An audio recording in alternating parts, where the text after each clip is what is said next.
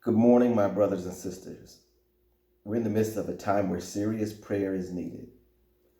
All over our country, Black people are crying out and lashing out because for too long we've been mistreated, marginalized, and messed over.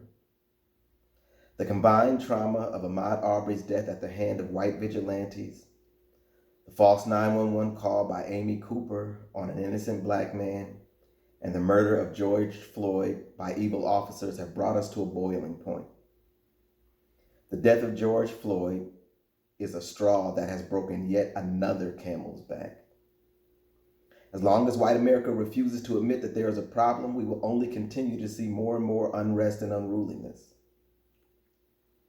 Let me be clear. I don't condone the violence, the destruction of property, or the looting, but our peaceful protests have been ignored for too long.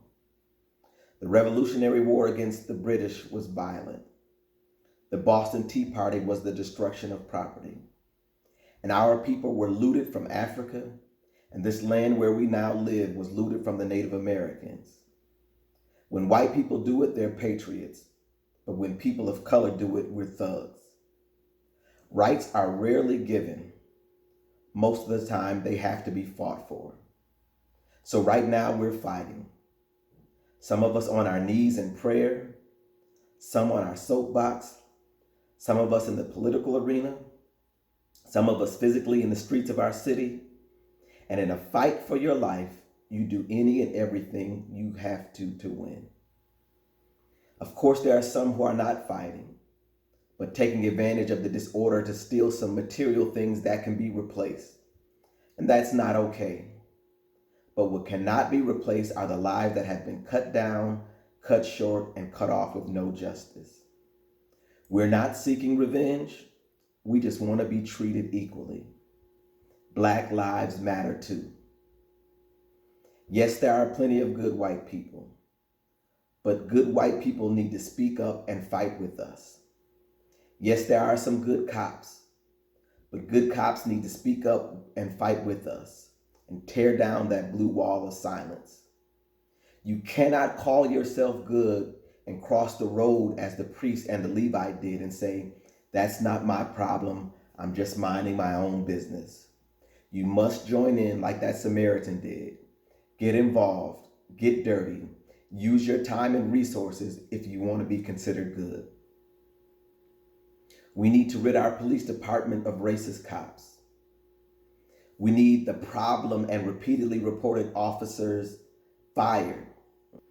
We also need a database of police complaints so that when an officer is fired, they can't just go get hired at another department. We need body cameras that can't be turned off. We need independent investigators and prosecutors and a grand jury called for every police-involved shooting. We need a justice system because right now all we have is a court system.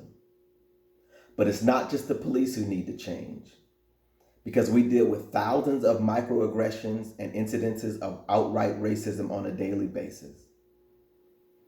But most of all, people, we need to trust God. We need to call on our politicians, but we need to call on God.